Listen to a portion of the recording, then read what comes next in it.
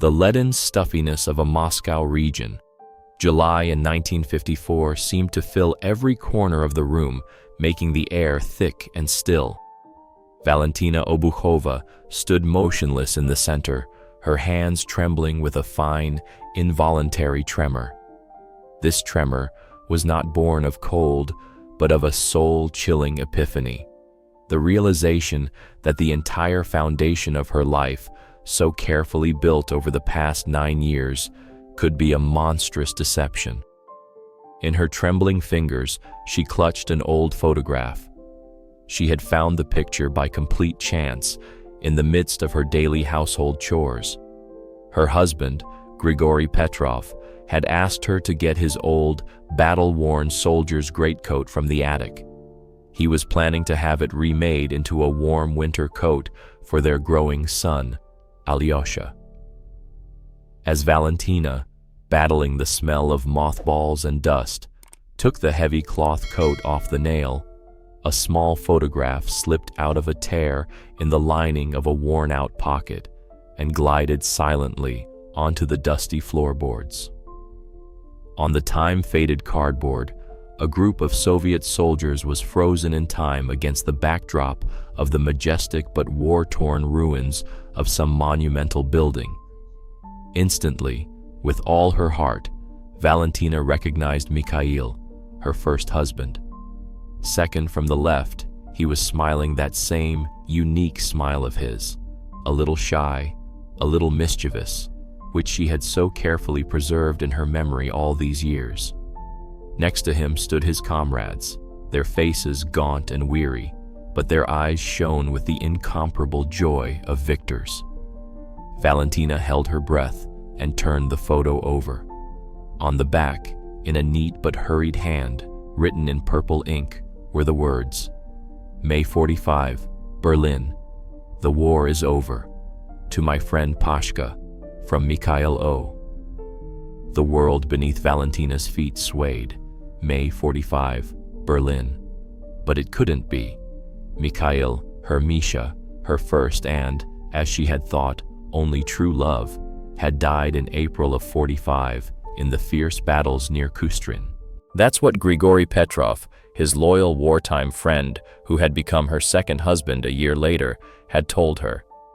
How could a man, officially buried, be posing for a photograph in defeated Berlin almost a month after his death? She raised her eyes, full of confusion and encroaching horror, and saw Petrov in the doorway. He entered the room with a casual, unsuspecting smile on his face, but it quickly vanished when his gaze fell on the small rectangle of cardboard in her hands. His face turned deathly pale, like a sheet. He was not looking at his wife, but at the photograph, and in his gaze there was something that made Valentina's blood run cold.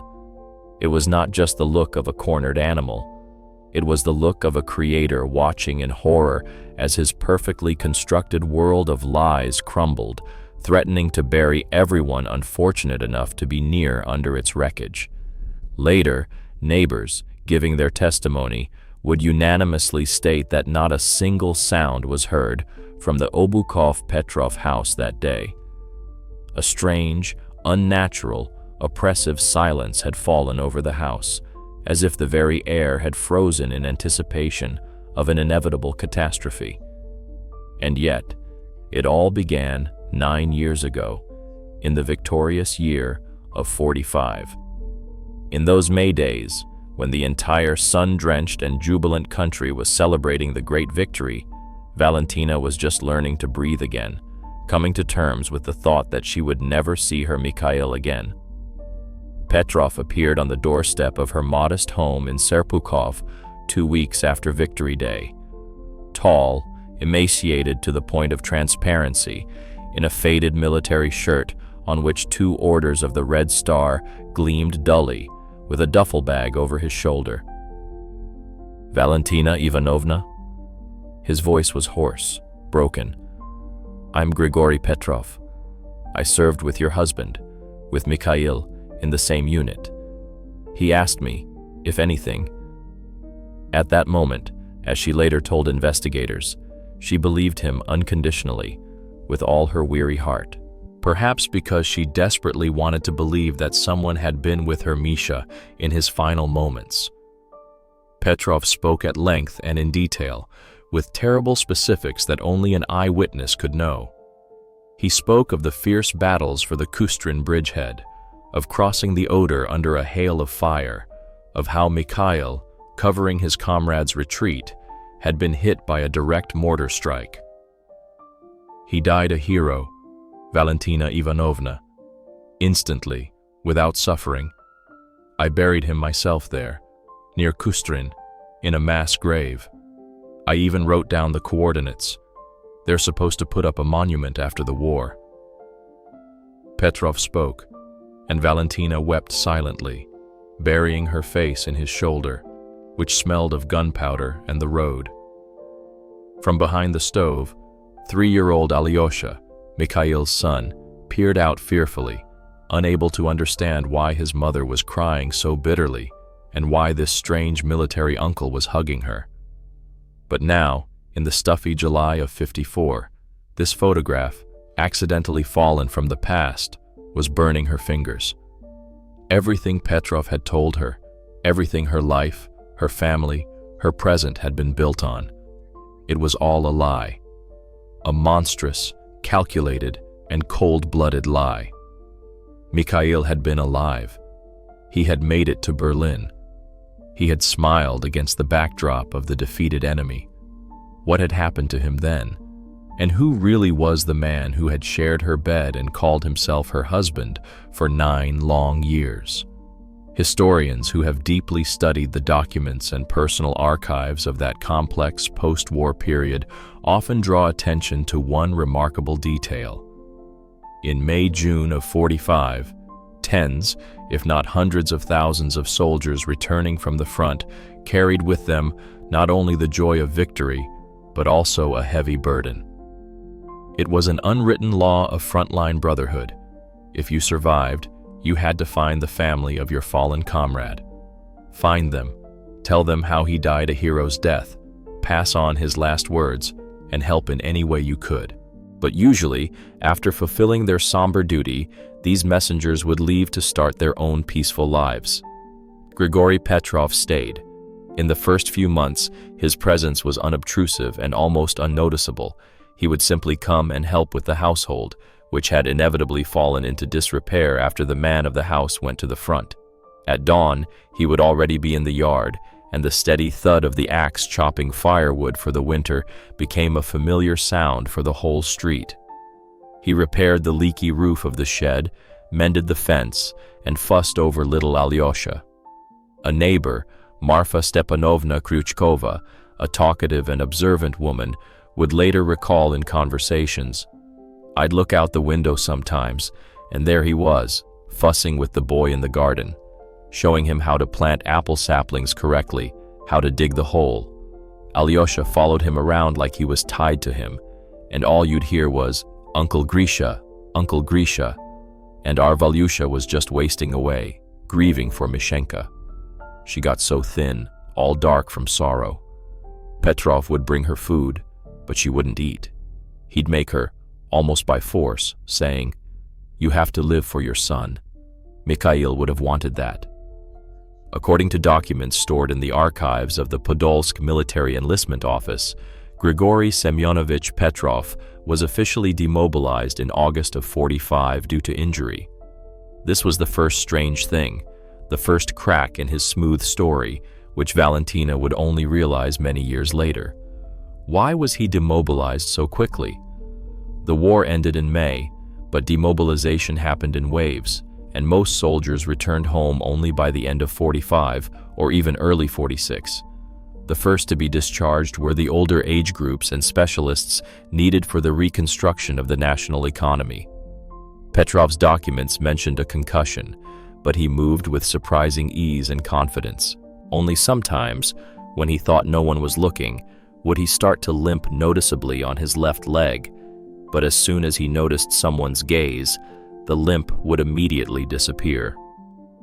In the autumn of '45, a second, much more alarming, strange event occurred. The postman brought Valentina a letter. a soldier's triangle, worn from its long journey. The address was written in Mikhail's familiar, dear handwriting. A letter from her dead husband. Valentina's heart skipped a beat, but when she unfolded the paper, she saw the date. March 45.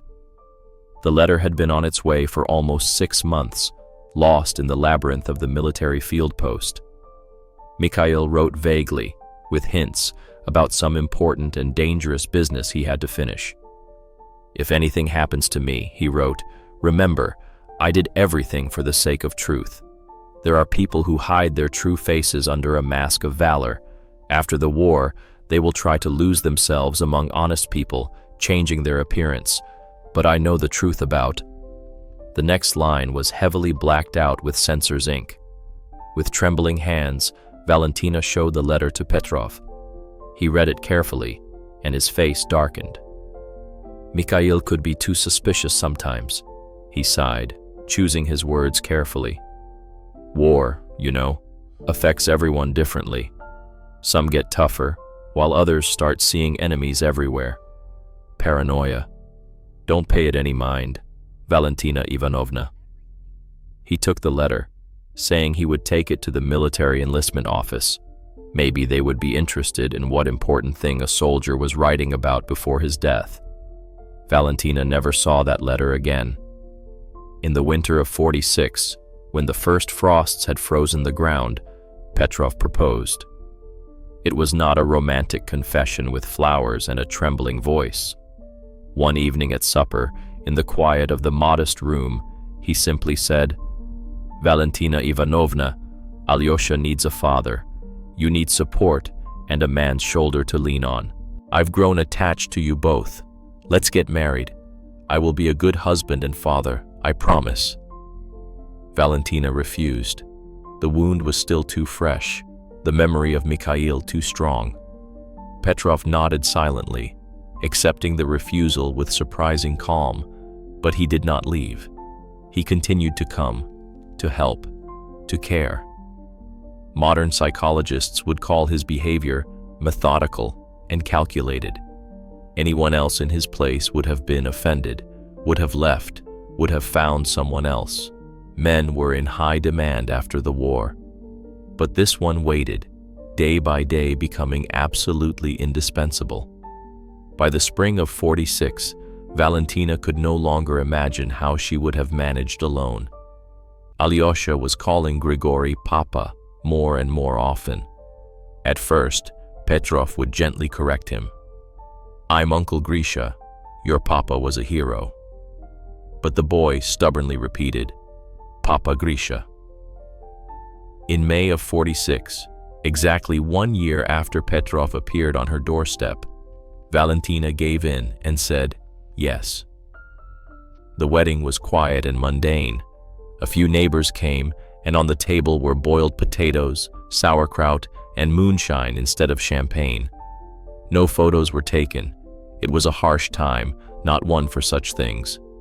The only silent witness to that May Day was the official entry in a thick, gray cloth-bound book of civil status acts. A dry, bureaucratic line, written in purple ink by a diligent female hand, stated that a marriage was registered between citizen Grigory Nikolaevich Petrov, born in 1918, a native of the Saratov region, and citizen Valentina Ivanovna Obukhova, born in 1920, a native of the city of Serpukhov, Moscow region. Everything was proper, correct, and official. But that entry was a ticking time bomb. Many years later, when investigators sent an official inquiry, it would turn out that the archives of the Saratov region had no record of a man named Grigory Nikolaevich Petrov, born in 1918. But that would come later. For now, the modest wedding was over, if a quiet gathering of 10 people could be called a celebration, and Valentina's life began to flow in a completely new, unfamiliar channel. At first, the neighbors would glance sideways and whisper behind her back. How could it be? Not even a year had passed since the news of her husband's heroic death, and she was already getting married again. But this was a special, post-war time, when the harsh demographic reality and the struggle for survival were far more important than social conventions. It was almost impossible for a single woman with a small child to survive in those hungry years.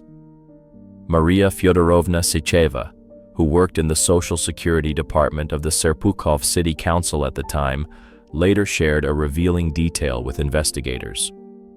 War widows with children came to our city council in a constant stream, she recalled. Women with dead eyes, in faded clothes, asking for help, for work, for kerosene ration cards, for any kind of support. The state, of course, helped, assigned pensions for the loss of a breadwinner, but it was barely enough for bread and potatoes. But Valentina, you could say, got the lucky ticket. A man came along who wasn't afraid to take responsibility for her and for what was essentially another man's child.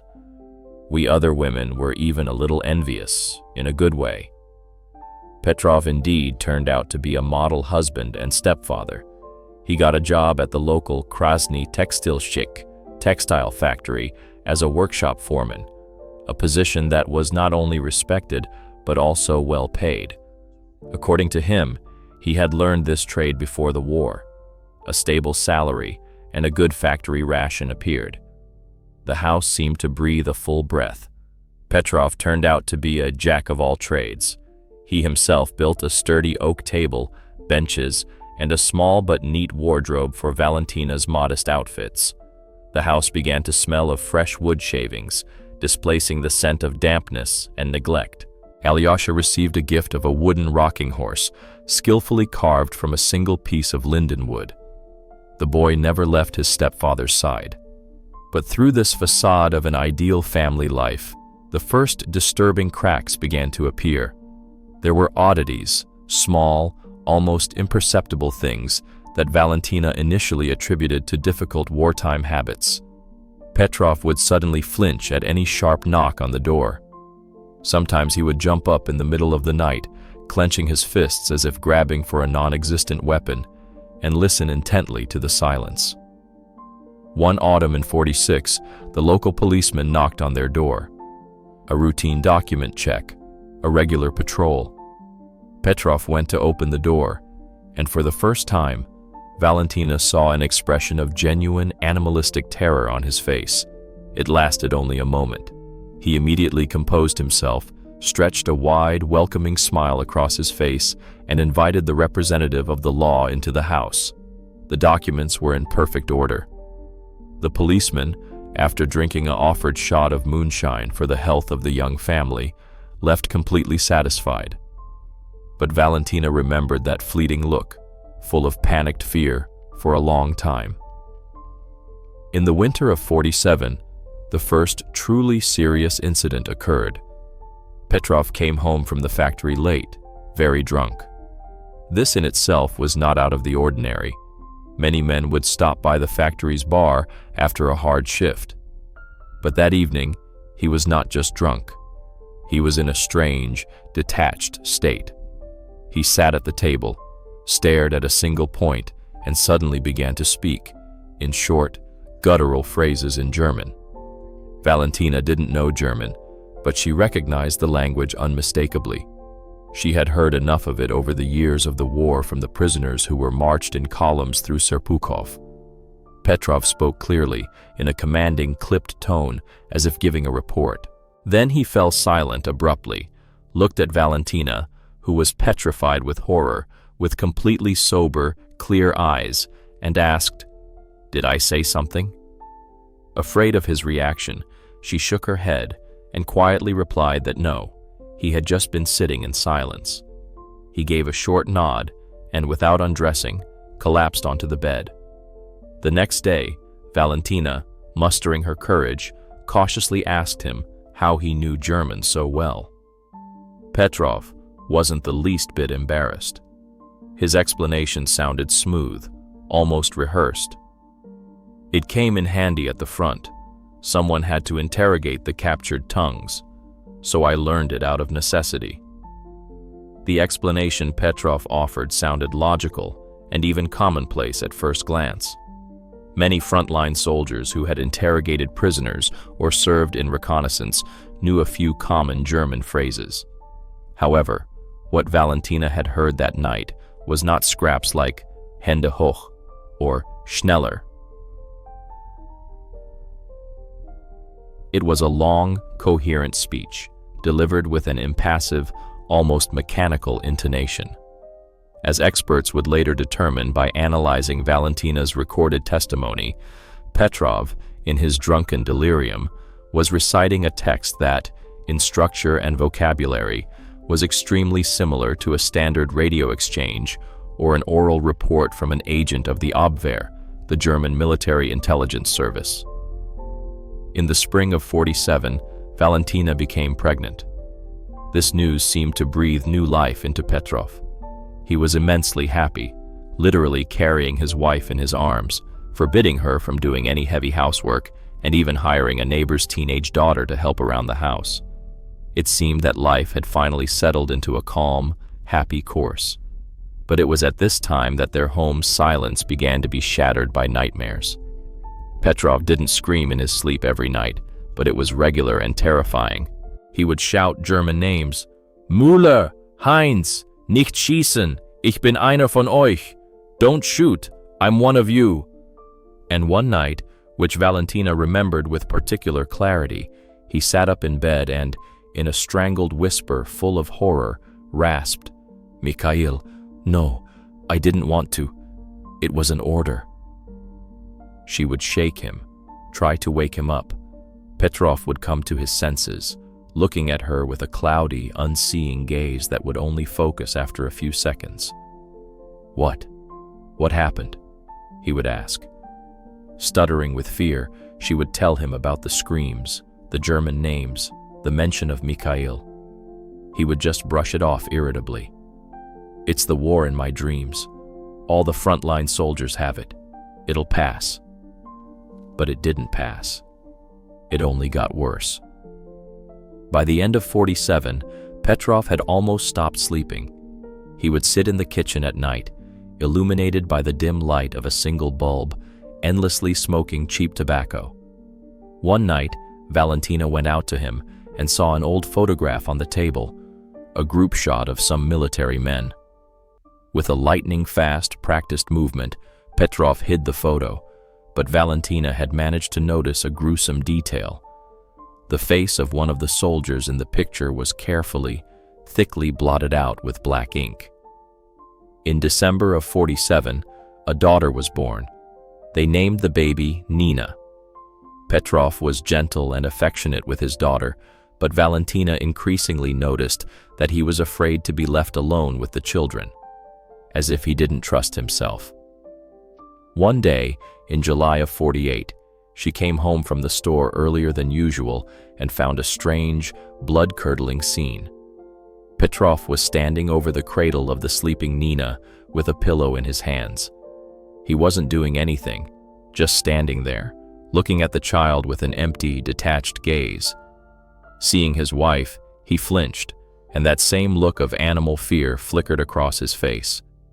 He hurriedly placed the pillow next to the baby and muttered, I just wanted to cover her up better. It got cold. But it was a sweltering July, and the house was stuffy. The years '48 and '49 passed in this strange, suffocating tension. On the surface, everything was fine. Petrov was promoted at the factory and became a shift supervisor. Alyosha started first grade and turned out to be a bright, capable student. Nina grew up to be a healthy and calm little girl. The neighbors had long stopped whispering and accepted the new family as a fact of life. But inside this facade, something dark and terrible was brewing. Petrov's nightmares became more frequent. Now he screamed almost every night, and in his cries, Russian words were interspersed with German. Tovarish Mayor, ya vypolnil zadanie, he would shout one night, and a minute later, he might mutter, Herr Sturmbannführer, die Daten sind übermittelt. Mr. Sturmbannführer, the data has been transmitted. Obeying some dark instinct for self-preservation, Valentina began to write down his nightly cries in a notebook, which she hid in the shed under an old floorboard. She didn't understand why she was doing it. She just felt that one day it might be vitally important. In the autumn of '48, an incident occurred that made Valentina truly doubt the official story of Mikhail's death for the first time. His first cousin, Semyon Obukhov, came to visit them from Tula. A large, boisterous, cheerful man, he brought gifts for the children and a bottle of homemade moonshine. They sat down at the table and had the first shot in memory of Mikhail. And then Semyon, with a grunt, said, "You know, I think I saw our Misha back in '46, in Moscow, at the Kazan station. I called out to him, but he acted like he didn't hear, just turned away and disappeared into the crowd. At first I thought I was mistaken, but then I looked again. No, it was definitely him. You can't mistake a mole like the one he had on his neck." Petrov's face turned white as a sheet for a moment, but he quickly composed himself. "You're mistaken, Semyon," he said firmly. "Mikhail died in April of '45. I even have the death certificate." "I buried him myself," Petrov repeated, but his voice no longer had its former confidence. Semyon slowly shook his large gray head. "Maybe I was mistaken. The war, you know, it scarred everyone. So many similar faces now, wounded, mutilated." But he said this without taking his strange, searching, almost drilling gaze off Petrov. He didn't bring up the fleeting encounter in Moscow again, but the atmosphere at the table became tense. The air seemed to thicken. That night, Semyon was found dead in the shed. The local doctor, an old, tired man, declared it a heart attack. In the post-war years, such a diagnosis was not uncommon. The hearts of men, exhausted by war and back-breaking labor, often gave out. It all seemed logical and natural. A heavy-set man, a hearty meal with moonshine, his age. But Valentina saw how Petrov, while helping to carry out the body, discreetly removed a small, empty vial of some kind of drops from the shed. "Heart drops," he said curtly, catching her gaze. "Looks like Semyon felt unwell, wanted to take them, but didn't have time." The only thing was, Valentina knew for a fact that there had never been any medicine in their shed, and as far as she knew from his wife, Semyon had never complained about his heart. After Semyon's death, Petrov changed imperceptibly.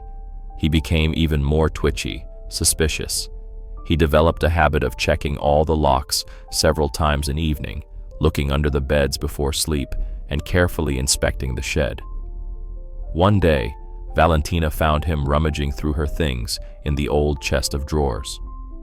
"Looking for a needle," he explained awkwardly. But in his hands was that very same school notebook where, by the light of an oil lamp at night, she secretly wrote down his German phrases and incoherent cries. Fortunately, sensing trouble, she had torn out and burned all the written pages in the stove the day before. Petrov hastily flipped through the empty sheets, put the notebook back, but by his tense back, Valentina knew. He suspected something. In the winter of '49, Petrov himself took the photo with the blotted-out face from its hiding place. He placed it on the table in front of Valentina. "This is our unit, 44, before the offensive," he said in a casual tone. He pointed his finger at a young, smiling man. "That's me." Then his finger moved to the blurry black spot. "And that's a traitor. He was turning our guys over to the Germans. We exposed him and shot him according to the laws of wartime." Valentina, feeling her hands go cold, quietly asked, "What was his name?" Petrov was silent for a long time, staring at a single point. "It doesn't matter," he finally hissed. "He's dead. All traitors are dead." In March of '49, while mending his old greatcoat, Valentina felt a hard rectangle in the lining. It was a worn, folded document, a pass in the name of Pavel Ignatiev, issued by the commandant's office in '43. The photo was of poor quality, the corner torn, but the resemblance to a young Petrov was unmistakable. She carefully sewed the lining back up without saying anything to her husband, but the name was permanently etched in her memory. Pavel Ignatiev. Who was he? And why was her husband, Grigory Petrov, keeping his documents? It was in '49 that a wave of checks, initiated by the state security organs, swept across the country. As contemporaries recalled, in Serpukhov, as throughout the Union, former prisoners of war and those who had been in occupied territory were thoroughly vetted. They were looking for traitors, collaborators, and Nazi accomplices. Several people were arrested right on the factory floor of Krasny Tekstilshchik. Petrov was on edge during those days. He lost weight, looked gaunt, and barely ate. Valentina once heard him whispering to himself, thinking he was alone in the room. "They won't find anything. All the documents are destroyed. The witnesses are dead. Nobody knows anything." When she entered, he flinched, but immediately forced a smile. Just solving a production problem. A complex knot, just can't get it right. The checks were over by summer. Petrov was left alone. His documents were in perfect order: a frontline soldier, a decorated veteran, wounded, demobilized, a crystal-clear Soviet man. But Valentina saw how, on the day the last suspect was taken from the factory, Petrov came home and, for the first time in long months, fell into a calm, deep sleep, without screams or nightmares, as if a great weight had been lifted from his shoulders. The year 1950 began with an unexpected visit. On a frosty January morning, while a blizzard was still howling outside and Petrov had already left for the first shift at the factory, there was a persistent knock on the door. The knock was not demanding, like that of the police or local authorities, but delicate, almost timid. Valentina, throwing a shawl over her shoulders, opened the door. On the threshold, shifting from foot to foot, stood a man of about 50, with graying temples, deep wrinkles on his gaunt face, and an empty sleeve neatly tucked into the pocket of his old coat. "Valentina Ivanovna?" he asked, his voice quiet and hoarse. "I'm Fyodor Antonovich Kovalev. I served with your husband, with Mikhail." He faltered on the word husband, as if unsure how to properly refer to Mikhail now that his widow was married to another.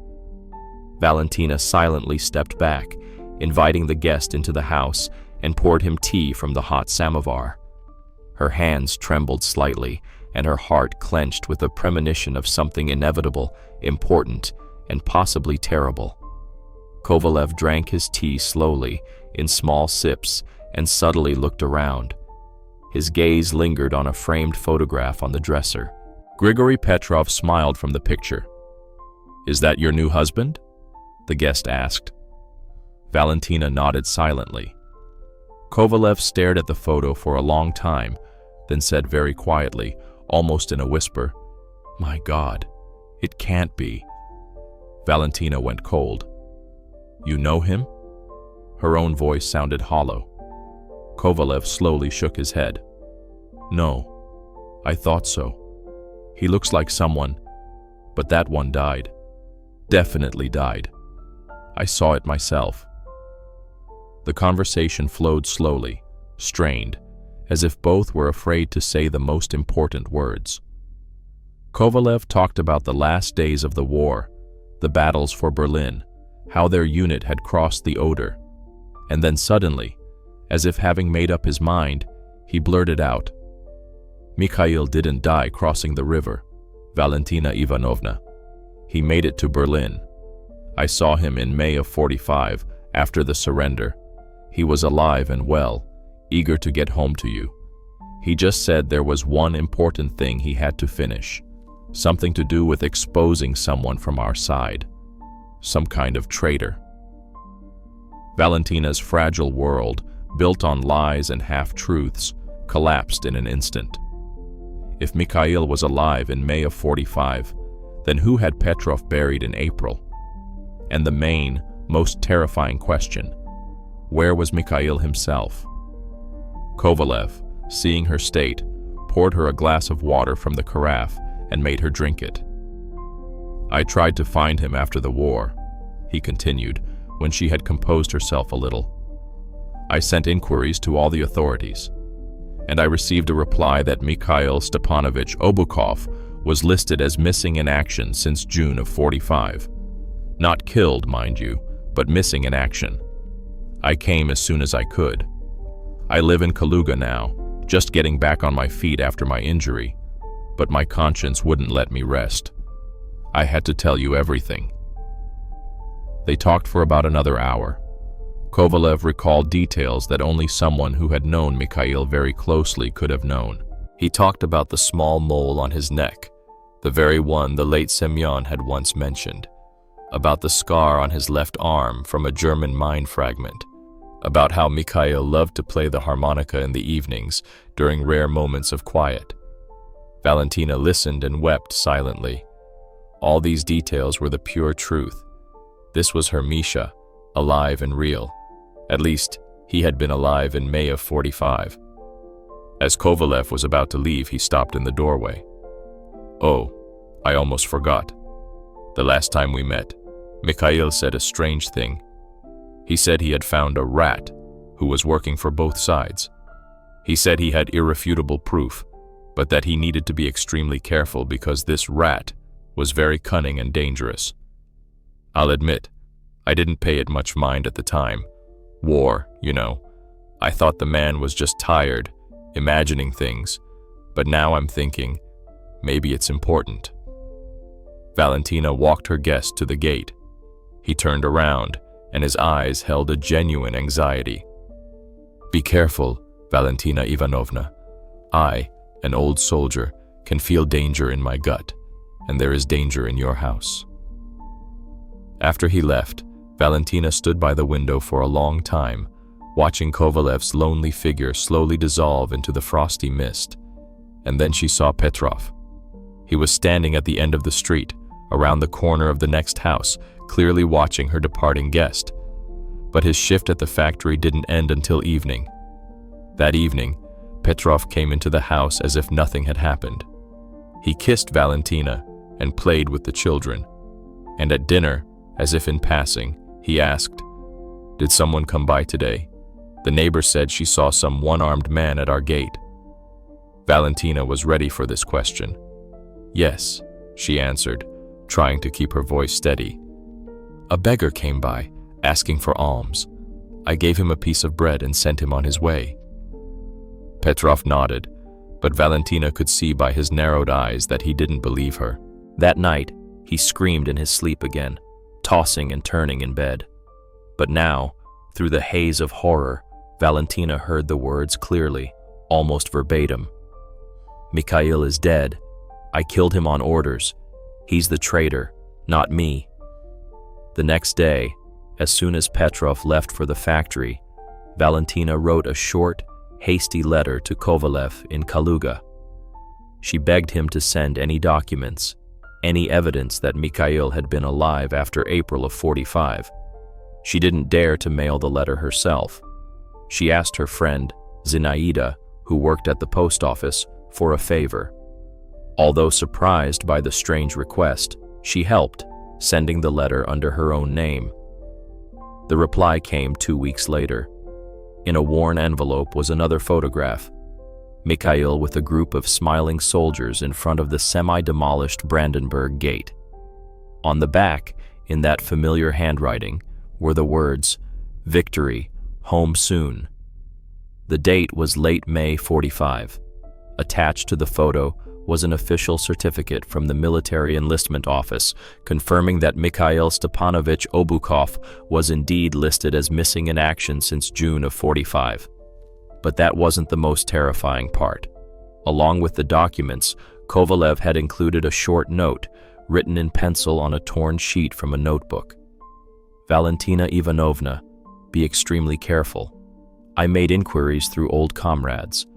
The man in the photograph in your house strongly resembles a certain Pavel Ignatiev, a saboteur who was dropped behind our lines by the Germans in '43 to conduct reconnaissance. They were hunting for Ignatiev until the end of the war, but never caught him. he is considered dead, but I think otherwise. Again, be careful. The year 1951 was the turning point in this terrible story. Valentina now lived in a state of constant, clammy fear. Every morning when she saw Petrov off to work, she didn't know if he would return in the evening.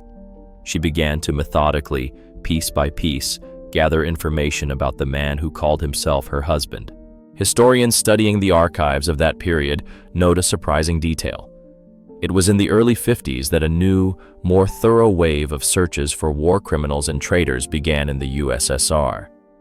Many who had managed to hide immediately after the war by changing their documents and biographies were now being caught due to minor inconsistencies. Valentina, without knowing it, had started her private investigation at the most opportune moment. The state machine was already looking for people like Petrov. It just needed to be pointed in the right direction. First, Valentina wrote an official request to the military enlistment office in the Saratov region, asking to clarify the data on Grigory Nikolaevich Petrov, born in 1918. The answer came a month later and was stunning. Grigory Nikolaevich Petrov did exist. He was born in 1918 in the village of Malye Kopany in the Saratov region. He was drafted into the army in 1938. He died in December 1941 near Moscow and was buried in a mass grave near the village of Kryukovo. This meant that the man who had been living with her for 6 years had assumed the identity and documents of a deceased soldier. But how? And most importantly, who was he really? Valentina kept digging. She wrote a request to the Central Archive of the Ministry of Defense, asking for any information about Mikhail's fellow soldiers from his unit. She was particularly interested in those who had gone missing in action or deserted between 43 and 45. She had to wait almost 3 months for a reply. During this time, the atmosphere in the house became extremely tense. Petrov, or whatever his real name was, clearly sensed that his wife was up to something. He began to openly follow her. Valentina would notice his figure in the most unexpected places, near the post office when she went to mail letters, near the library where she was trying to find old wartime newspapers with information about German saboteurs. He always found a plausible explanation for his sudden appearances, but Valentina understood. There were too many coincidences. Secondly, strange nightly visits began. Dark, taciturn men started coming to see Petrov. They would arrive late in the evening in a covered truck, knock quietly on the window, and lead Petrov into the yard, where they would talk for a long time in whispers. Valentina, hiding behind the curtain, tried to eavesdrop, but could only make out fragments of phrases. The documents are solid. No one must know. If anything, we'll blame it on the dead. After these visits, Petrov was particularly nervous, snapping at the children and being rude to Valentina. Contemporaries who lived in Serpukhov at that time recalled that it was in 51 that a series of strange and sudden deaths occurred in the city. 3 former frontline soldiers died within a few weeks of each other. The official cause of death for all 3 was a heart attack. All 3 had served in units that had fought on the same section of the front as Mikhail's unit in 44 and 45. A coincidence? Valentina no longer believed in coincidences, especially after learning from her neighbors that the day before their deaths, Petrov had visited each of these men, supposedly with a proposal to organize a reunion of their regiment. In July of 51, the long-awaited reply came from the Central Archive. The dry, emotionless lines of military bureaucracy concealed a real drama. Junior Lieutenant Pavel Ignatiev, assistant to the Regimental Chief of Staff for Intelligence, had indeed served in Mikhail's unit. In March of 44, he was sent behind German lines on a special mission. In April of that year, the Germans announced on the radio that they had captured Soviet intelligence officer Ignatiev and that he had agreed to cooperate. However, in June, Ignatiev returned to his unit, claiming to have escaped from captivity. He was investigated by Smersh, but no direct evidence of treason was found at the time, and that's where it got interesting. In May of 45, after the capture of Berlin, Senior Lieutenant Mikhail Stepanovich Obukhov filed a report in which he directly accused Ignatiev of being a double agent and a traitor, claiming he had irrefutable evidence, documents he had taken from the archives of the German Kommandatura. A second investigation was ordered, but in June of 45, both Obukhov and Ignatiev went missing. Both of them, on the same day. The case was closed for lack of evidence. Valentina read the official reply over and over, and the terrible picture of what had happened became clearer and clearer. Ignatiev, also known as Petrov, was indeed a traitor. Mikhail had exposed him, and then Ignatiev killed Mikhail, took the documents of another fallen soldier, and came to her with the news of her husband's death. But why? Was it just to hide? The answer came unexpectedly. In August of 51, while going through old things in the attic, Valentina found another, unfinished letter in the lining of Mikhail's sheepskin coat. It was dated late May 45. Valyusha, my love, if you are reading this letter, it means something has happened to me. I have found a traitor in our unit. It's Pavel Ignatiev. I have proof, German documents where he is listed as their agent, Felix. But there's more. Ignatiev knows about a treasure. The Germans hid a huge amount of gold and valuables they looted from us when they retreated. Ignatiev knows where. The sum is enormous. I think he plans to take these valuables after the war. I have hidden copies of the documents that... The letter broke off mid-sentence. Apparently, someone had interrupted Mikhail. The year 1952 began with a discovery that completely overturned Valentina's understanding of the man she had been living with for 7 years. In February, for the first time in all their years together, Petrov left home for more than a day. He was sent on a business trip to Moscow, and Valentina dared to do what she hadn't dared before. She decided to search the attic. Not the whole house, where Petrov might notice traces of her search, but the old, cluttered attic, which, according to her observations, he never went into. He said that after his concussion, he couldn't stand heights and dust. Among the old junk left by the previous owners, behind a bundle of rotten wartime newspapers, she found a small, tightly wrapped package. Her hands trembled as she unwrapped the layers of oiled paper. Inside were letters. It was a correspondence between Mikhail and someone he simply called friend. The handwriting was unfamiliar, but something about it seemed vaguely familiar to Valentina. And then it hit her. It was Petrov's handwriting, but deliberately altered. Rounder, with a different slant. Professionally altered, but still recognizable in small details. In the special way he wrote the capital letter D, in the characteristic curl of the letter R. The correspondence was dated April-May 45. A monstrous picture emerged from these letters. The friend persistently urged Mikhail not to file a report on Ignatiev's treason. He promised to share information about the German stashes of valuables. "The war is over," he wrote. "Why dredge up the past?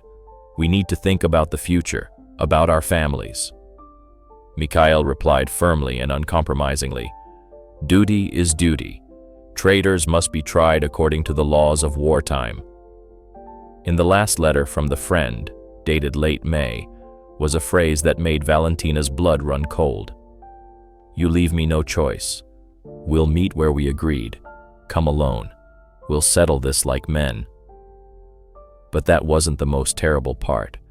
Attached to the letters was a document, a real German document on an official Abwehr letterhead. Valentina didn't know German, but some words and names were understandable. Agent Felix, Operation Wolga, and a photograph. The quality was poor, but the face was recognizable. The man in the picture was younger, without a mustache, with a different haircut. But it was him, Petrov, Ignatiev, or whoever he was. Valentina carefully wrapped the documents back up and put them back in their place. Her mind was racing. Now she had irrefutable proof. But what to do with it? Go to the local police? What if he had his people there too? The same ones who came to him at night. Write to Moscow, to the MGB. But would the letter even get there? And most importantly, what would happen to her and the children when he was arrested? Wouldn't he kill them all if he felt cornered? Petrov returned from Moscow 3 days later, bringing gifts for the children and a bottle of red Moscow perfume for Valentina. He was cheerful and unusually animated. At dinner, he talked about the capital, about the new high-rise buildings, but Valentina could see that he was hiding something behind this feigned cheerfulness, and she noticed a new detail. Petrov had a small leather suitcase with a tricky brass lock that he hadn't had before. He put it under the bed in the bedroom and, thinking Valentina wasn't looking, checked every evening to make sure it was there. In March of '52, an incident occurred that made Valentina realize she was running out of time. The new local policeman, a young lieutenant named Nikolai Sergeyevich Voronov, with honest, open eyes, came to visit. Petrov wasn't home. The lieutenant, getting to know the residents of his district, drank tea and asked about their lives, about the neighbors. And then he suddenly asked, "And where did your husband fight? I was a frontline soldier myself. Maybe we crossed paths somewhere?" Valentina tensed up, but Voronov, without waiting for an answer, continued, "It's just that I was from the special department. We were catching all sorts of traitors, and you know what's interesting? Many of them took the documents of fallen soldiers after the war and are now living under false names. We're looking for people like that. Maybe you've heard anything unusual, strange in the area?" He looked at Valentina directly and attentively, as if he knew something or suspected something. Valentina remained silent. Voronov finished his tea and stood up. "If you remember anything," he said, lowering his voice, "come to the station or send a note. But be careful. These people are very dangerous." And as he was leaving, in the doorway, he casually remarked, "By the way, major checks are starting in Moscow. They're going to re-verify everyone suspicious. Documents, biographies, connections. So, if you have something to say, it's better to do it now. Later might be too late." After Lieutenant Voronov left, Valentina sat in the kitchen for a long time, cradling a cold cup in her hands. The decision ripened slowly, painfully, like a heavy abscess. She had to save her children from a man whose past was steeped in lies and blood, and she had to know the truth about Mikhail, where he died, how, where he was buried. She had a right to know. That evening, when Petrov returned from work, she greeted him as usual, fed him dinner, and put the children to bed. And then, when they were alone in the echoing silence of the house, she asked him directly, looking him in the eye, "Grisha, where exactly is Mikhail buried? I want to visit his grave, take a handful of native soil." Petrov's whole body tensed. "I told you, near Kustrin. A mass grave. There are thousands like him there." Valentina nodded. "And the coordinates? You said you wrote them down." Petrov's face darkened. "I lost them," he snapped. "Lost them when we moved. What's with all the questions?" That night, Valentina couldn't sleep. She lay still, listening to Petrov toss and turn beside her. Near dawn, he got up and went out into the yard. She crept to the window. In the dim moonlight, she saw him standing by the shed, smoking. Something gleamed faintly in his hand. It was a pistol. Petrov held the weapon and stared at the dark windows of the house, as if weighing his options or making a final decision.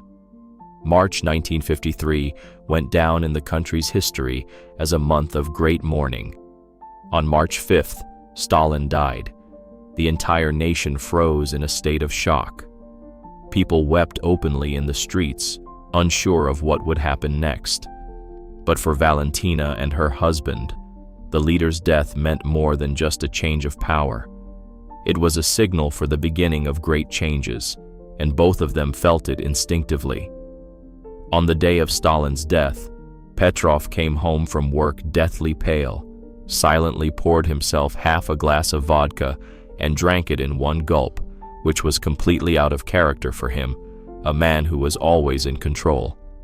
He sat down at the table and stared at a single point. "What's going to happen now?" Valentina asked quietly. He looked at her with a strange, vacant expression. "Everything will change now. Everything," he said in a hollow voice. "Many who were hiding will crawl out, and many who felt safe will run for cover." He spoke as if it concerned him personally. In the following weeks, rumors of amnesty, case reviews, and the rehabilitation of the unjustly convicted did indeed begin to circulate throughout the country. But at the same time, the search for war criminals intensified. The new leadership wanted to show its resolve, and Petrov sensed this. He became even more nervous and suspicious. Several times, Valentina noticed him locked in a room, counting money, large sums of money, entire bundles that he could not possibly have earned at the factory, even in several years. One day in April, while Petrov was at work, a neighbor, Anna Petrovna, a talkative old woman who lived 2 houses down and knew everything about everyone, came to visit. She sat down in the kitchen and, looking around, whispered conspiratorially, "Valyusha, I'm going to tell you something, but don't you give me away. I saw your Grisha at night. He was digging something in the woods, behind the old cemetery. A big hole he was digging. I went for mushrooms early in the morning, and there he was, coming from that direction, all covered in dirt, with a shovel. When he saw me, he went white as a sheet. Said he was looking for the grave of an old front-line comrade.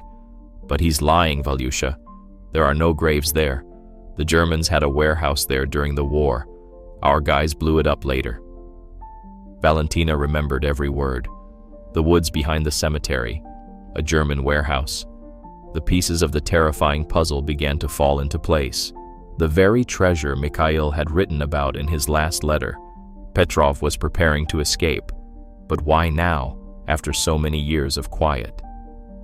The answer came in May. Valentina accidentally overheard Petrov's conversation on the phone at the factory. She had come to bring him the lunch he had forgotten at home.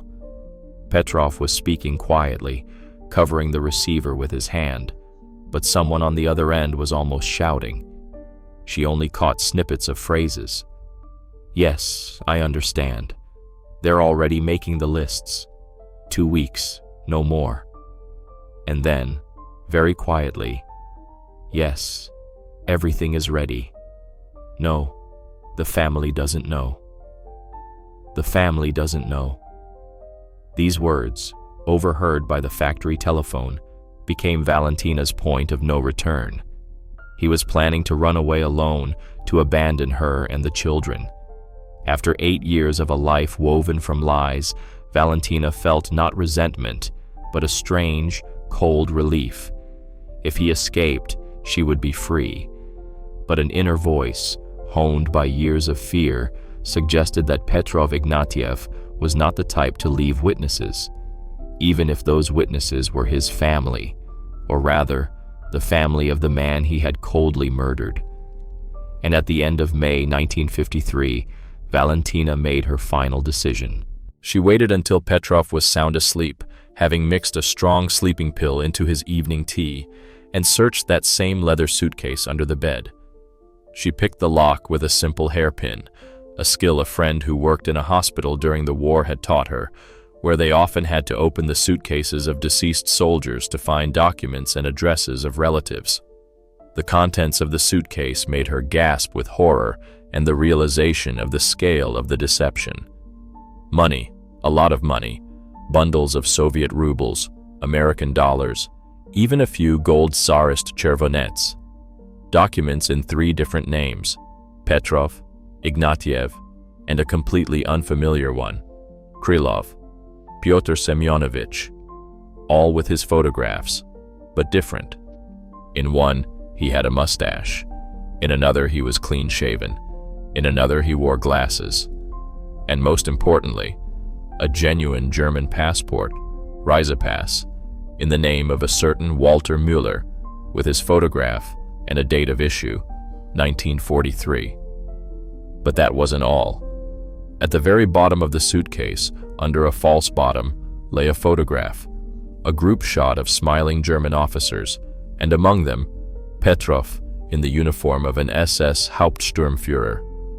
On the back was a neat inscription in German and a date, December 1943, Abwehr School, Warsaw. Valentina carefully put everything back and snapped the lock shut. Now she knew enough, more than enough. Petrov was not just a traitor. He was a professional German agent who had killed her husband, a true Soviet officer, to hide his secret, and was now preparing to flee with looted gold. The next morning, after sending the unsuspecting Petrov off to work and the children to school and kindergarten, Valentina went straight to the police, to Lieutenant Voronov. With her, wrapped in a handkerchief, she carried the letters from the attic, but not all of them. Years of living in fear had taught her caution. She only took 2 letters and the photograph of the German document. The rest, the most important evidence, she had securely hidden in the forest, in the hollow of an old oak tree she had known since childhood.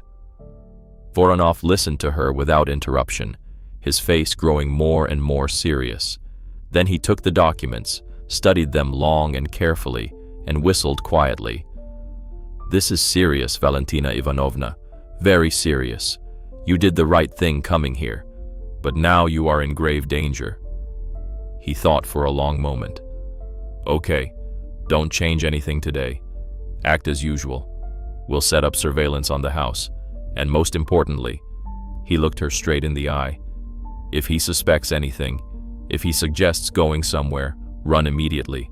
Drop everything and run. Understood?" Valentina nodded silently. Voronov walked her to the doors of the station. "We'll get him. We'll definitely get him. But we need time. A day, maybe 2. Hold on." She left the police station and stepped out onto the sun-drenched street, and suddenly she saw Petrov.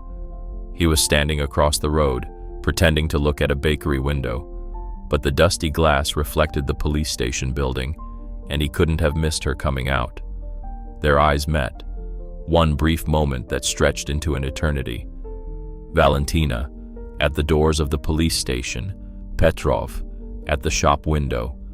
Between them, the dusty street of provincial Serpukhov and 8 years of monstrous lies. In his eyes, she saw something that made her blood run cold. He understood everything. He knew why she had gone to the police. He knew the game was over, and in his knowledge, there was something both terrifying and liberating. There was no need to pretend anymore. Petrov slowly, almost imperceptibly, nodded to her as if saying goodbye, and calmly walked away. Not towards the factory, where he was supposed to be at that time, but home. Valentina stood for another minute, gathering her strength, and then followed. What else could she do? The children were at school and kindergarten. To take them from there now would mean giving herself away completely and provoking him into immediate action. Maybe he still had doubts. Maybe she had one last chance to play her role to the end. At home, Petrov was sitting at the kitchen table. In front of him was an open bottle of vodka and 2 faceted glasses. He nodded towards the chair opposite him. "Sit down, Valya. We need to talk." His voice was even, calm, even tired, and that weariness was more frightening than if he had been shouting. Valentina sat. Petrov poured vodka into both glasses and slid one toward her. "What shall we drink to? To the dead or to the living?" Valentina was silent. Petrov gave a crooked smile. "Quiet. That's right. What is there to say? You know, I suspected you knew something. Ever since Semyon visited. Remember Semyon? a good man. A shame his heart was so weak. He downed his glass in one gulp, wincing. 8 years, Valya. For 8 years, I thought I had gotten away with it.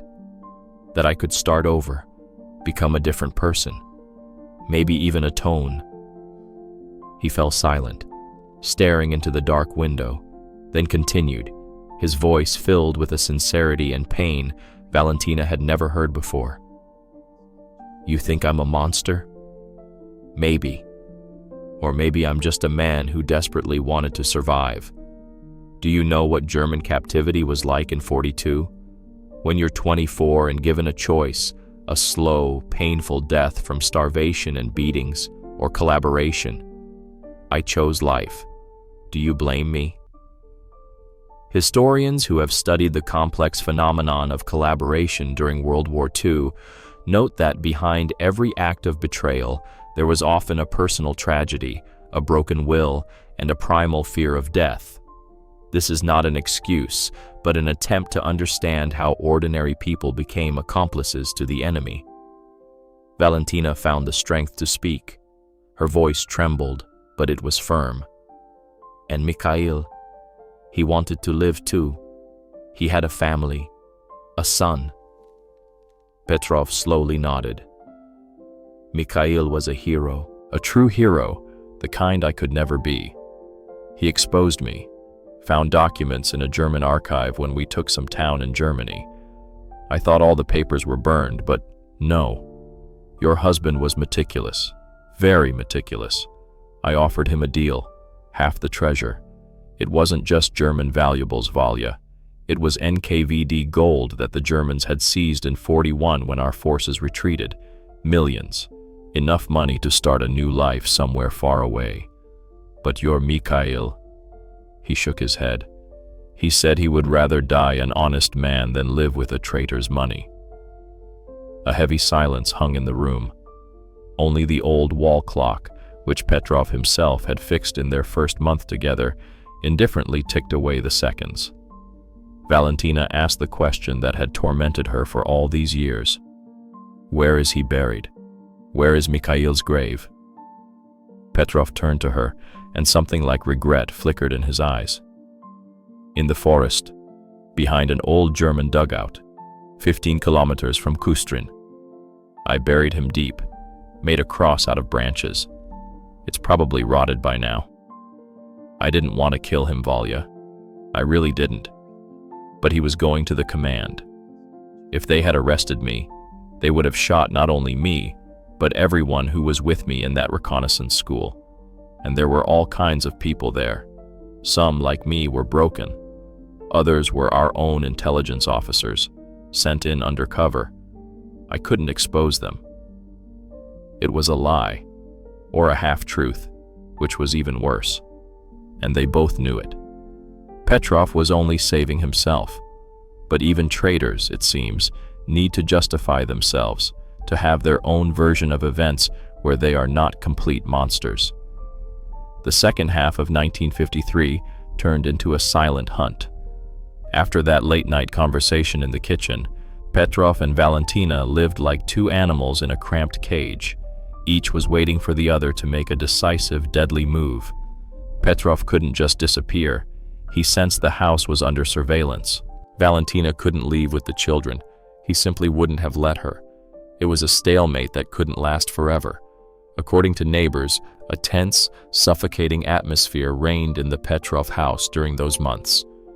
The children became nervous and fearful. Alyosha, who was already 11, started asking questions about his real father, about who he was. At these questions, Petrov would darken and leave the room, avoiding the conversation. Little Nina wouldn't leave her mother's side, instinctively sensing the tension and hidden threat. In August 1953, an incident occurred that almost proved fatal. Valentina woke up in the middle of the night to a sharp, suffocating smell of gas. The valve on the gas cylinder in the kitchen was wide open. She rushed to open the windows and wake the children. Petrov was asleep, or pretending to be, in his room.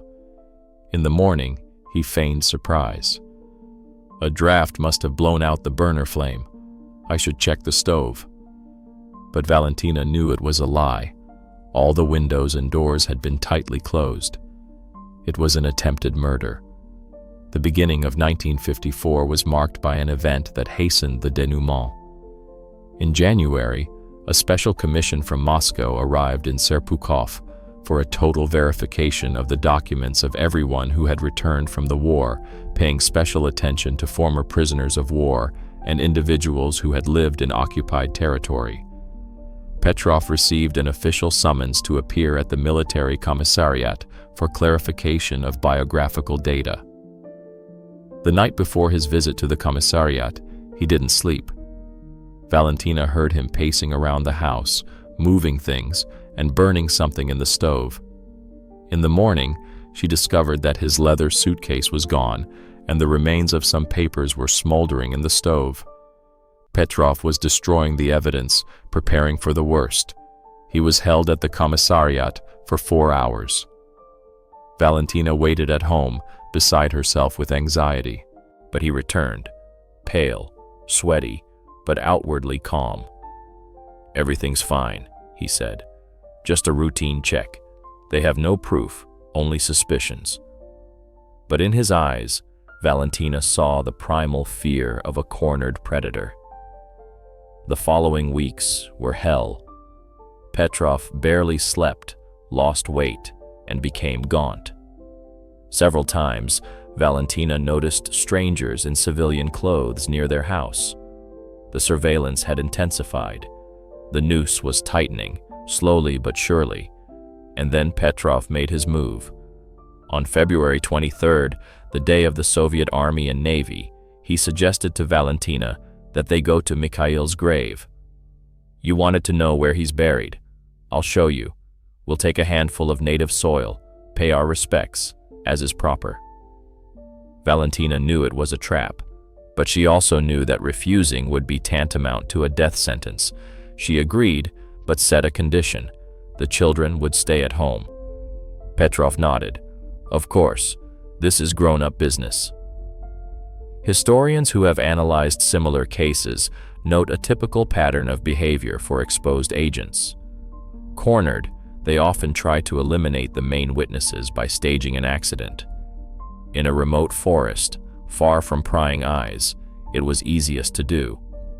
Before leaving, Valentina managed to pass a short note to her neighbor for Lieutenant Voronov. "We're going to the forest near Kustrin. If I don't return by evening, look for us there." With the note, she included the photograph from Berlin, the first proof of Petrov's lie. The neighbor, a kind woman, asked no questions, just hugged Valentina tightly and whispered, "Take care of yourself, my dear." They drove in an old factory truck that Petrov had borrowed under the pretext of hauling firewood. The journey took 3 hours. They were silent the entire time. Only once did Petrov say in a hollow voice, "You know, Valya, I loved you in my own way, and I loved the children. If it weren't for the war, maybe everything would have been different." Valentina didn't answer. What can you say to a man who is driving you to your death? The forest greeted them with a dead silence. The February snow lay untouched, a pristine white blanket. Only the tracks of hares and foxes crossed the road. Petrov led her confidently deep into the woods. He clearly knew the way well. After half an hour, they came to a dilapidated German dugout. The walls were overgrown with moss. The roof had collapsed.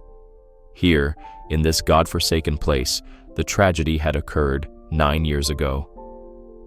Petrov stopped near a group of stunted birch trees growing on the edge of a shell crater. "Here," he said hoarsely. "Mikhail is here." He slowly took the pistol from his pocket, the same one Valentina had seen that night.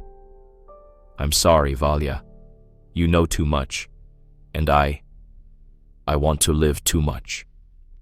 He raised the weapon, and at that moment, from behind the trees, from somewhere to the side, a sharp, dry shot rang out.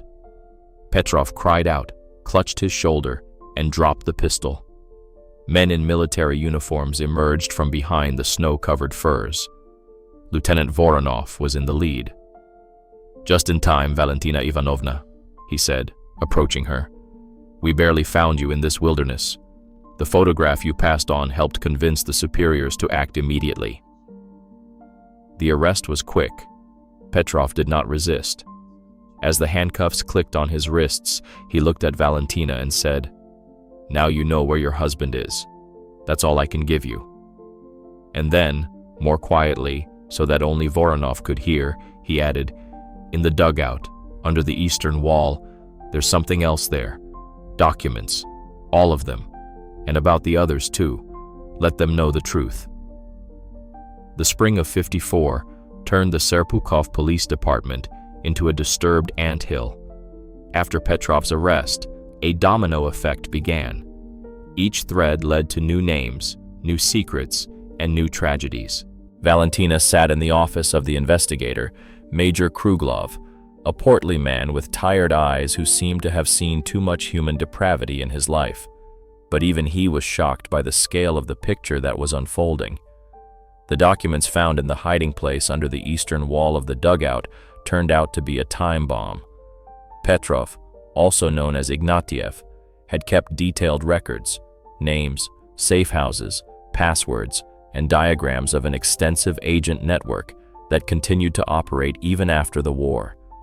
32 people across the country, former collaborators, executioners, and Abwehr agents who had managed to legalize themselves under false names.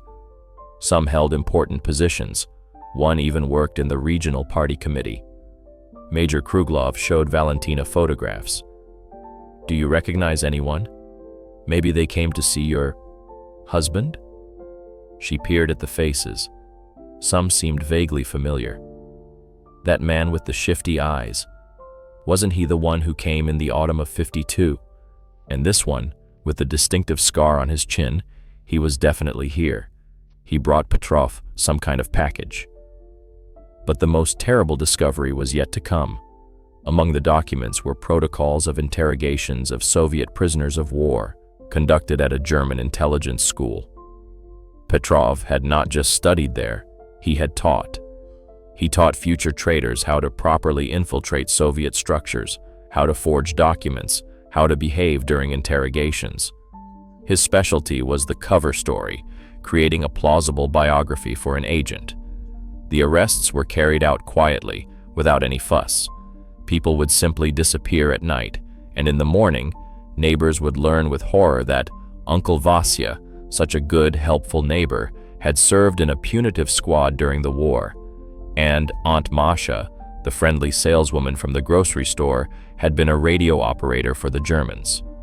The world was turned upside down. People began to fear each other. Who else was wearing a mask?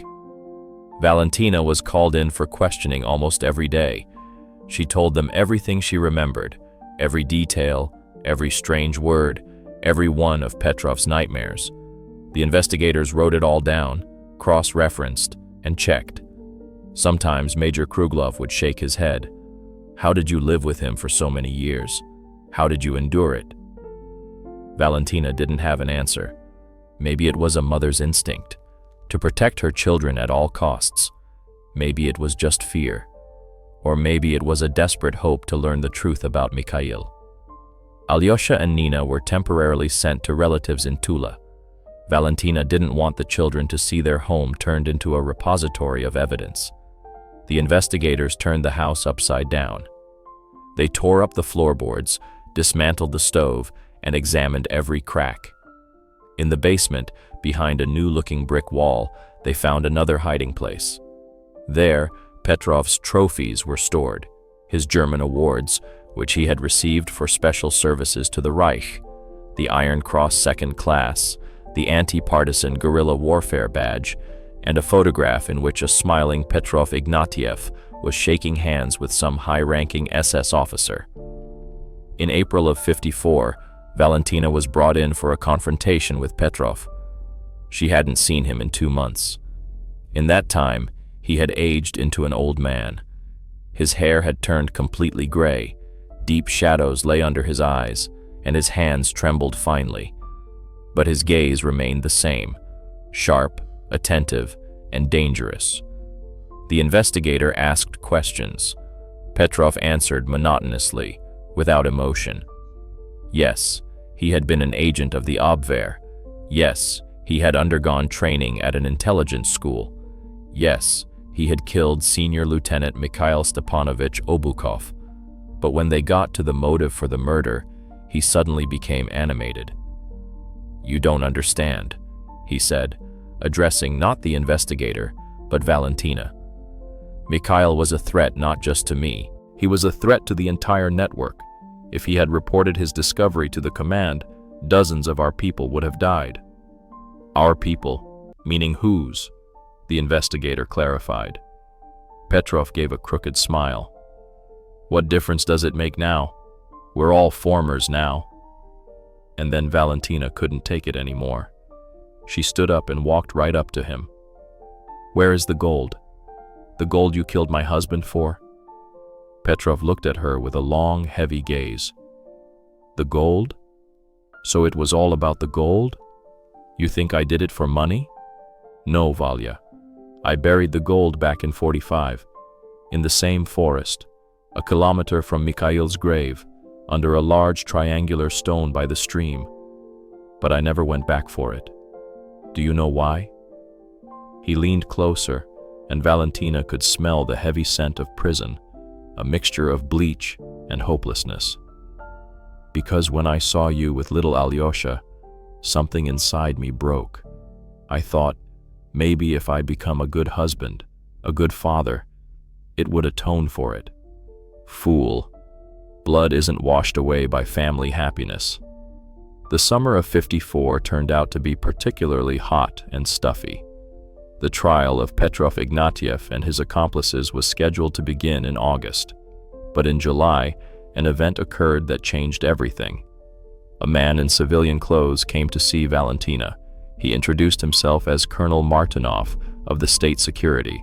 He was a dry, fit man with piercing gray eyes. The conversation was short, but its content shook Valentina to her core.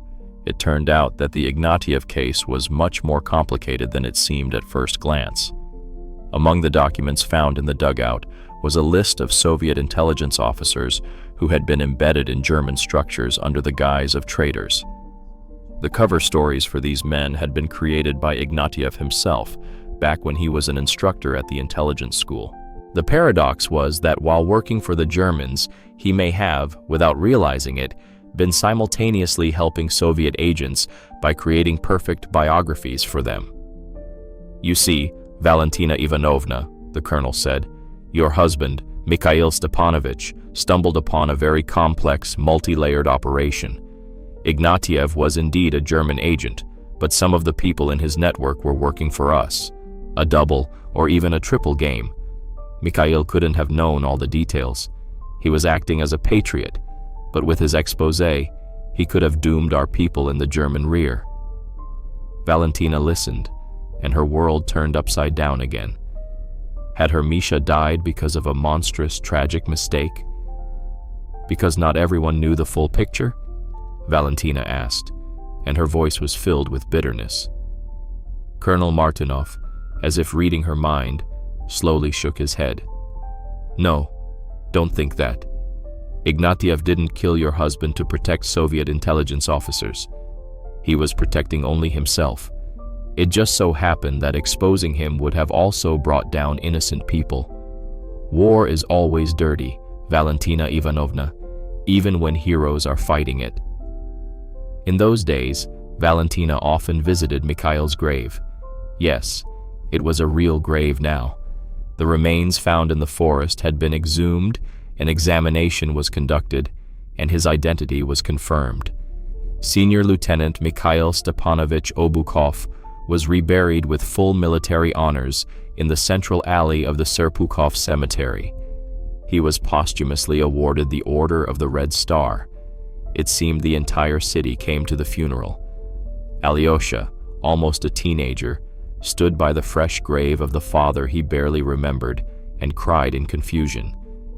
Nina clung to her mother, not understanding why everyone was crying over a man who had died so long ago. But the most terrible revelation awaited Valentina at the end of July.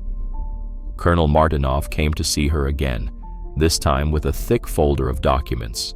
"We've checked all the data," he said, "and we found something interesting. Petrov was telling the truth about the gold. We found the cash, 3 million rubles in gold bars and valuables. But it's not German gold. It's the gold reserve from one of our evacuation trains that went missing in '41. The Germans captured it, and Ignatieff later appropriated it. But here's what's strange. He really didn't touch the treasure for 9 years. Why?" Valentina knew the answer, or thought she knew. Petrov Ignatieff had desperately tried to become a different person, had tried to bury his past along with that cursed gold. But you can't bury the past. It always finds a way to return. August 1954. The courtroom. Valentina sat in the front row, clutching an old photograph of Mikhail, not the one from Berlin, but another, pre-war one, where they were together, young and happy. Petrov was brought in under guard. He searched for her eyes in the courtroom, found them, and gave a short nod. 2 days before the trial, he had passed her a letter through his lawyer, just a few lines. "Valya, I know you won't forgive me, and you shouldn't. But let me say what I couldn't say then, in the forest. Mikhail died a hero. He didn't beg for mercy, didn't plead for his life. His last words were, 'Tell Valya and my son that I love them.' I promised to pass it on, and I'm keeping my promise." The trial lasted 3 days. Witnesses, documents, physical evidence. Among the evidence was that very photograph from Berlin, dated May 45. Experts confirmed the authenticity of the picture and Mikhail's handwriting on the back. The prosecutor showed it to the courtroom. "Here is proof that Senior Lieutenant Obukov was alive in May, although the defendant claimed to have buried him in April. This photograph is the first thread that led to the unraveling of an entire agent network." Petrov pleaded guilty on all counts. He offered no excuses and asked for no leniency. Only once, when the prosecutor asked if he repented for what he had done, Petrov replied, "Remorse is a luxury I cannot afford. I made my choice and lived with it for 9 years. Every day, I saw the eyes of the woman whose husband I killed. I watched the son of the man whose life I took grow up. That was my punishment. What happens next doesn't matter." The verdict was expected: execution by firing squad. Petrov heard it standing, without flinching. As he was being led out of the courtroom, he turned to Valentina. "Take care of the children," he said, "especially Nina. She is not to blame for any of this." Valentina nodded silently. What else could she do? The final revelations came unexpectedly. The day before the execution, scheduled for August 27th, Major Kruglov came to see Valentina. He brought with him a sealed envelope and permission for a final visit. In the car, on the way to Butyrka prison, he told her something that completely overturned her understanding of the story. Petrov, whose real name turned out to be Nikolai Vasilyevich Arkhipov, had not been captured by chance. He had been betrayed by his own. His battalion commander, envious of the young and capable officer, had written a denunciation, claiming that Arkhipov was expressing defeatist sentiments. In '42, this meant a sure path to a penal battalion or execution. Arkhipov was sent on a suicidal reconnaissance and force mission, where he was severely wounded, suffered a concussion, and was taken prisoner.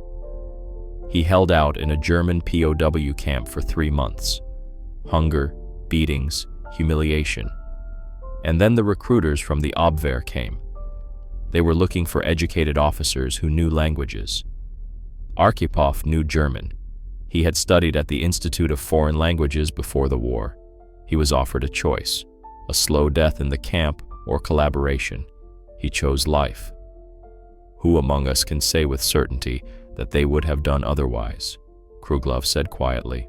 Who can cast a stone at him without having gone through that hell? But here was the most astonishing part. According to documents found after the entire network was arrested, it turned out that Arkhipov Petrov had tried to minimize the damage. Yes, he trained agents and created cover stories for them, but out of the 32 people he trained, 28 were exposed by Soviet counterintelligence almost immediately after being dropped behind the lines. Their legends contained microscopic errors, unnoticeable to the Germans, but obvious to experienced counterintelligence officers. Was it a coincidence, or a conscious act of sabotage by a man who, even in betrayal, tried to remain human? On death row, Petrov Arkhipov sat calmly. When Valentina was brought in, he stood up and nodded. He looked strangely at peace, as if a great weight had finally been lifted from his shoulders. The guard stepped back to the door, giving them the illusion of privacy.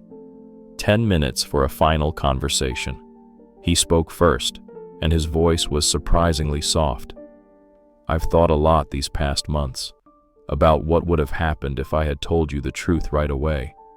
If I had come and said, 'I am the one who killed your husband, but I am also the one who can tell you about his last moments, about his courage.' Would you have accepted me then? Would you have listened?" Valentina was silent. What could she say? Petrov continued, and his voice held a note she had never heard before, the sincerity of a man with nothing left to hide. "Do you know what Mikhail said before he died? After I shot?" He smiled. Can you imagine? He smiled and said, "You've lost, traitor, because the truth will come out anyway, and my Valya will find out who you really are." He was dying and thinking of you, of the truth, not of revenge, not of curses, but of the truth. Tears streamed down Valentina's face, but she didn't wipe them away. Let him see. Arkhipov took a folded piece of paper from his pocket. The guards checked it and allowed him to pass it to her. "These are the coordinates, the exact coordinates of all the places where the gold is hidden. The real stuff, not what they found. And also, there are 3 caches with documents, complete lists of the network, including those who haven't been caught yet, and where—" He fell silent, then exhaled. "Where I buried 3 others. Your cousin Semyon wasn't the only one who figured out the truth and died of a heart attack. Their families, they have a right to know." Historians who have studied the phenomenon of betrayal note this paradoxical detail. Many traitors, at the end of their lives, experience a torturous need for confession. Not for justification, they understand there is no justification, but for confession, for passing on the truth to those they have caused the most terrible pain, as if the truth could somehow lighten the weight of their crimes. Time was running out. The guard coughed, a signal that it was time to finish. Valentina stood up, and then Arkhipov suddenly asked, "Nina, she is my daughter, isn't she? The only pure thing I have created in this cursed life. Don't tell her the truth while she's little. Let her think her father died a hero in the war, in any war." He paused. "When she grows up, when she can understand, then you can decide. But give her a chance at a normal life, without the stigma of being a traitor's daughter." Valentina nodded. What else could she do? Nina was indeed not to blame for any of this. Children are not responsible for the sins of their fathers, or are they? In that country, at that time, they were. But Valentina decided for herself. She would protect the girl from the truth, from people's malice, from the curse of blood. Arkhipov's last words were unexpected.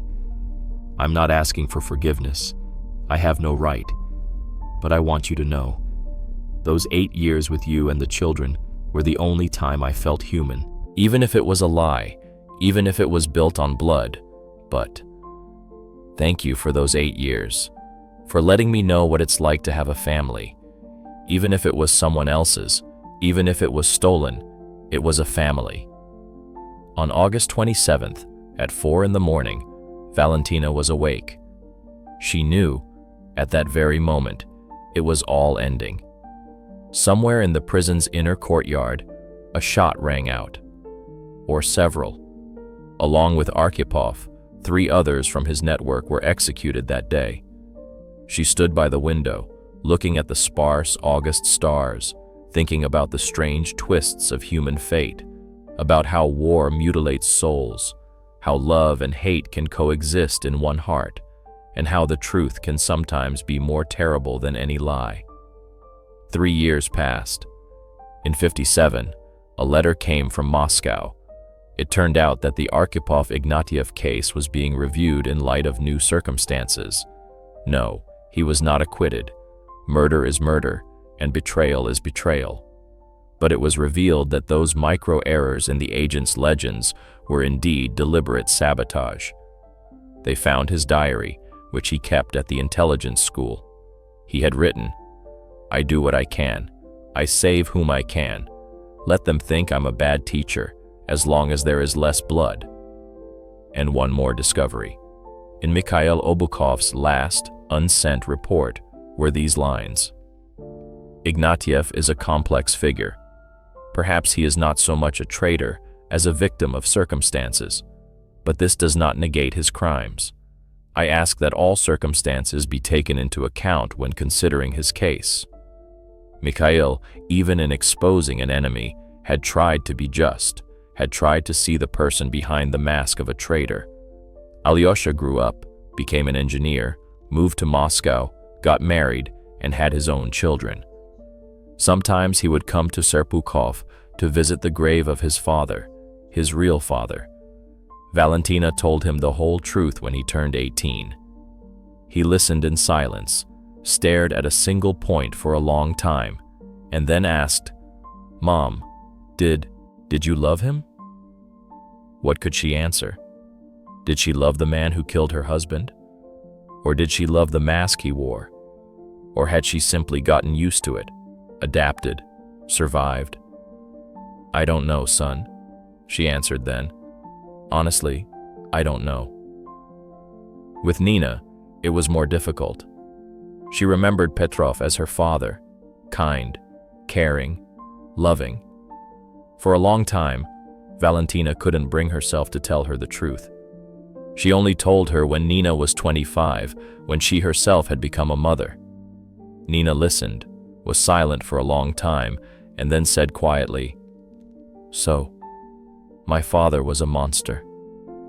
"No," Valentina replied, shaking her head. "Your father was a man who committed monstrous acts. Those are different things." Nina was never able to fully accept it. She moved to the Far East and rarely wrote. Maybe it was for the best, to start a new life, without the heavy burden of the past. The gold from the caches Arkhipov had pointed out was handed over to the state. The documents helped to expose 12 more people from his former agent network. The remains of Arkhipov's 3 other victims, whose deaths had previously been attributed to heart attacks, were found and reburied. Their families finally learned the truth. A bitter, terrible truth, but the truth nonetheless. Valentina lived until 1983. She spent her last years alone, in that same house in Serpukhov, where this whole drama had unfolded. The neighbors whispered behind her back. Some called her the widow of a war hero, others, the wife of a traitor. It depended on which version of the convoluted story they knew. She corrected neither. The real truth was too complex and multifaceted for street gossip. Just before her death, she wrote one last letter, addressed to nowhere, or to eternity. "Misha, my love, I have lived a strange, terrible life. For 9 years, I lived with your killer, bore his child, shared a table and a bed with him. I should have hated him every second. But you know what's most terrible? Sometimes, I forgot to hate. Sometimes, in rare moments of peace, I was almost happy. Forgive me for that. Forgive me for not being able to immediately recognize the beast in sheep's clothing. Forgive me for letting him take your place, but don't forgive him. Let that remain on his conscience, wherever it may be now. I have kept my promise. I raised our son to be a worthy man. He remembers you. He is proud of you. And that, I hope, is enough. I hope. Yours forever, Valya. Thank you for watching to the end. If you liked it, please give it a like, subscribe, and don't forget to hit the bell so you don't miss new videos. There are more amazing stories to come. Take care of yourselves and your loved ones.